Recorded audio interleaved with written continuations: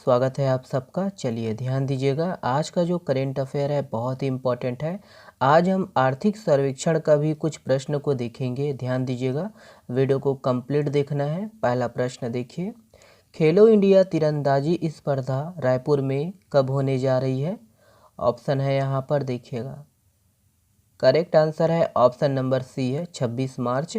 ध्यान दीजिएगा 26 मार्च। चलिए देखिएगा इसके संबंध में। देखिए कि खेलो इंडिया तीरंदाजी स्पर्धा 26 मार्च को राजधानी रायपुर में होने जा रही है।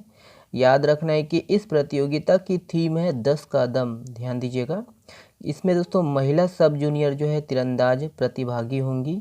याद रखना है कि भारत सरकार के खेल एवं युवा कल्याण विभाग के द्वारा खेलो इंडिया के सहयोग से पूरे देश भर में अंतर्राष्ट्रीय महिला दिवस के अवसर पर 10 खेलों को 10 प्रदेशों में अलग अलग नाम से कराया जा रहा है। ओके, ध्यान दीजिएगा ये सब पॉइंट को। चलिए अगला प्रश्न देखिएगा, ये है, ध्यान दीजिएगा, ये वाला प्रश्न आर्थिक सर्वेक्षण 2022-23 से लिया गया है। ध्यान दीजिए, देखिए कि छत्तीसगढ़ में शिशु मृत्यु दर के संबंध में कौन सा कथन सत्य है? पहला देखिए, 2022 में शिशु मृत्यु दर प्रति 1000 जीवित जन्म पर 38 है।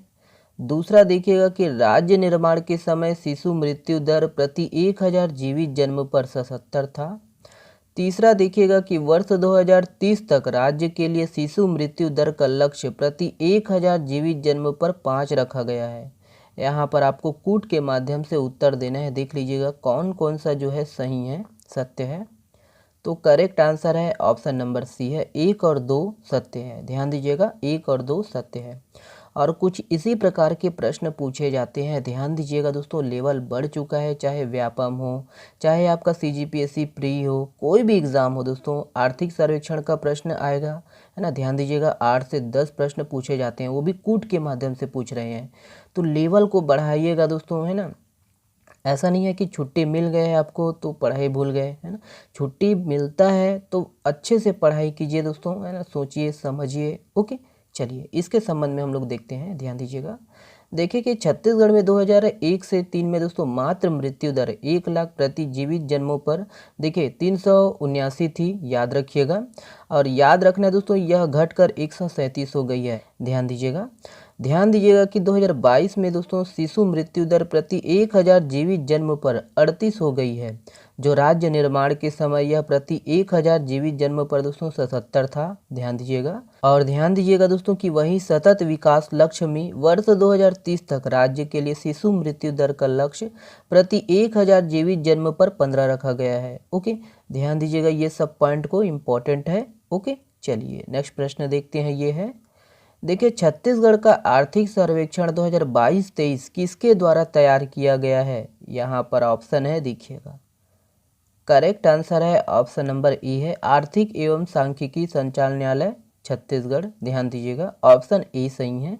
चलिए देखिएगा, याद रखना है कि छत्तीसगढ़ का आर्थिक सर्वेक्षण 2022-23 आर्थिक एवं सांख्यिकी संचालनालय छत्तीसगढ़ द्वारा तैयार किया गया है। ध्यान दीजिएगा ये है कहाँ पर? तो इंद्रावती भवन नवा रायपुर में है। ओके, याद रखिएगा, इंपॉर्टेंट है। चलिए देखिए, छत्तीसगढ़ वर्ष 2022-23 खरीफ सीजन में कुल कितने हजार मीट्रिक टन से अधिक धान की खरीदी कर रिकॉर्ड बनाया है?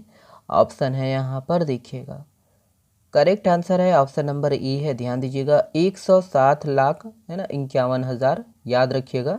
चलिए इसके संबंध में देखिएगा, देखिए कि छत्तीसगढ़ वर्ष 2022-23 खरीफ सीजन में कुल 107 लाख 51,000 मीट्रिक टन से अधिक धान की खरीदी कर रिकॉर्ड बनाया है। याद रखिएगा, और छत्तीसगढ़ दोस्तों देश का 4.1% भौगोलिक क्षेत्र लिए हुए हैं। ओके, देखिए ये वाला प्रश्न इम्पोर्टेंट है। ध्यान दीजिएगा, वर्ष 2020-21 के लिए छत्तीसगढ़ के जीएसडीपी स्थिर भाव पर कितने प्रतिशत दर्ज की गई है? ऑप्शन है यहाँ पर, देखिएगा।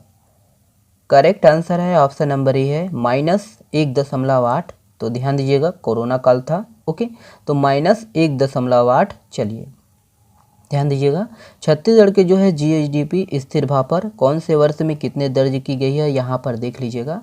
2012-13 में दोस्तों 5%, 2013-14 में 10%, 2014-15 में 1.77%, 2015-16 में 2.57%, 2016-17 में 12.13%, 2017-18 में 3.01% और 2018-19 में 11.10%, 2019-20 में 2.76%, 2020-21 में -1.8% वही, और 2021-22 में 8.46% और 2022-23 में दोस्तों 8% है ना दर्ज की गई है, याद रखिएगा। और ये 2022-23 में 8% रहने का अनुमान है। ध्यान दीजिएगा, जीएसडीपी स्थिर भाव पर है। ओके, याद रखिएगा। और याद रखना दोस्तों कि इन सभी वर्षों का जो है औसत वृद्धि 5.73% दर्ज की गई है। ओके, और ध्यान दीजिएगा, याद रखना है दोस्तों, ये बहुत ही इंपॉर्टेंट है। ध्यान दीजिएगा, वर्ष 2022-23 में छत्तीसगढ़ के सकल घरेलू उत्पाद जीडीपी में कृषि एवं संबद्ध क्षेत्र की भागीदारी 16.91%, उद्योग क्षेत्र की भागीदारी 49.88% व सेवा क्षेत्र की भागीदारी 33.21% रहने की संभावना है। ध्यान दीजिएगा। नेक्स्ट प्रश्न देखिएगा, ये है, ध्यान दीजिए। देखिए, निम्नलिखित में से किसके द्वारा छत्तीसगढ़ की विशेष संरक्षित जनजातियों पर यात्रा पुस्तिका लिखी गई है? ऑप्शन है यहाँ पर, देखिएगा। करेक्ट आंसर है ऑप्शन नंबर ए है, डॉक्टर सत्यजीत साहू। याद रखिएगा, डॉक्टर सत्यजीत साहू। चलिए इसके संबंध में देखिएगा। देखिए कि मुख्यमंत्री भूपेश बघेल ने छत्तीसगढ़ की विशेष संरक्षित जनजातियों पर डॉक्टर सत्यजीत साहू द्वारा लिखित एवं यात्रा शीर्षक से प्रकाशित पुस्तिका का विमोचन किया है। और डॉक्टर सत्यजीत साहू ने पुस्तिका में छत्तीसगढ़ में निवासरत विशेष पिछड़ी जनजातियों के संकेंद्रण, उनकी जीवन शैली, रहन सहन और खान पान का जो है उल्लेख किया है। और ध्यान दीजिएगा दोस्तों कि जनजातियों के ऊपर और भी पुस्तक लिखी गई है, ये भी इम्पोर्टेंट है, ध्यान रखना। देखिएगा, वेरियर एल्विन, तो इनके द्वारा दोस्तों देखिए द मुड़िया, याद रखना है, the Muria and their ghotul पुस्तक का नाम है। द गौर है, ये लिखी गई है। द अगरिया, द बैगास, याद रखना, ये सब पुस्तक किसके द्वारा लिखी गई है? वेरियल एल्विन। ठीक है। उसके बाद देखिए एस सिराय की पुस्तक द बिरहोर है, ध्यान दीजिएगा। और श्यामाचरण दुबे की पुस्तक द कमार, याद रखना है। जॉर्ज ग्रियर्सन के द्वारा दोस्तों the Madia of the Bastar, याद रखना है। और पीवी नायक के द्वारा द भील, और दयाशंकर नाग के द्वारा द ट्राइबल इकोनॉमी, जनजातियों के ऊपर। तो ये सब पुस्तक याद रखिएगा आप। ओके, चलिए अगला देखिएगा, ये वाला प्रश्न देखिएगा। देखिए, दंतेवाड़ा जिला में फागुन मड़ई की शुरुआत किसने की थी? तो इम्पोर्टेंट प्रश्न है, ध्यान दीजिएगा इसको। चलिए देखिएगा, यहाँ पर ऑप्शन है, तो किसने शुरू किया था? ऑप्शन नंबर आपका बी सही है, पुरुषोत्तम देव। ध्यान दीजिएगा, पुरुषोत्तम देव। चलिए इसके संबंध में डिटेल से देखिए कि दंतेवाड़ा जिला में दोस्तों फागुन मड़ई का आयोजन किया जाता है।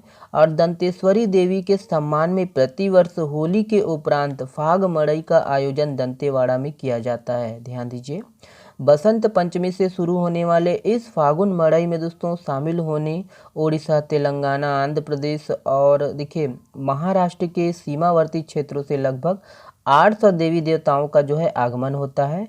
ध्यान दीजिएगा कि फागुन मास के अंतिम 10 दिनों में आयोजित आदिवासी समाज की पारंपरिक देवभक्ति, आदिवासी संस्कृति और लोक नृत्यों का यह उत्सव अपने चरम पर होता है।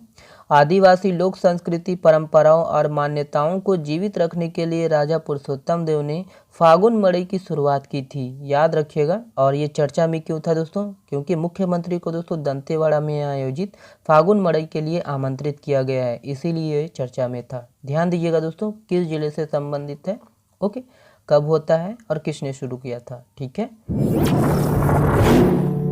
देखिए, निम्नलिखित में से किसके नाम पर कविता लेखन के क्षेत्र में राज्य अलंकरण पुरस्कार प्रदान किया जाएगा? ऑप्शन है यहाँ पर, देखिएगा। करेक्ट आंसर है ऑप्शन नंबर सी है, पवन दीवान। ध्यान दीजिएगा, पवन दीवान, याद रखिएगा। देखिए, स्वच्छ भारत मिशन ग्रामीण अंतर्गत स्वच्छ सर्वेक्षण ग्रामीण 2023 में रायपुर जिला राष्ट्रीय स्तर के रैंकिंग में कौन सा स्थान प्राप्त किया है? ऑप्शन है यहाँ पर, देखिएगा। करेक्ट आंसर है ऑप्शन नंबर बी है, द्वितीय। ध्यान दीजिएगा, द्वितीय। देखिए, तृतीय अनुपूरक बजट कितने करोड़ रुपए का है? यहाँ पर ऑप्शन है, देखिएगा। करेक्ट आंसर है ऑप्शन नंबर बी है, 4144 करोड़ रुपए। देखिए, एसएसबी का महानिदेशक किसे नियुक्त किया गया है? ऑप्शन है यहाँ पर देखिएगा। करेक्ट आंसर है ऑप्शन नंबर बी है रश्मि शुक्ला। ध्यान दीजिएगा रश्मि शुक्ला। देखिए नेशनल यूथ पार्लियामेंट फेस्टिवल 2023 में छत्तीसगढ़ से किसे तीसरा स्थान मिला है? ऑप्शन है यहाँ पर देखिएगा।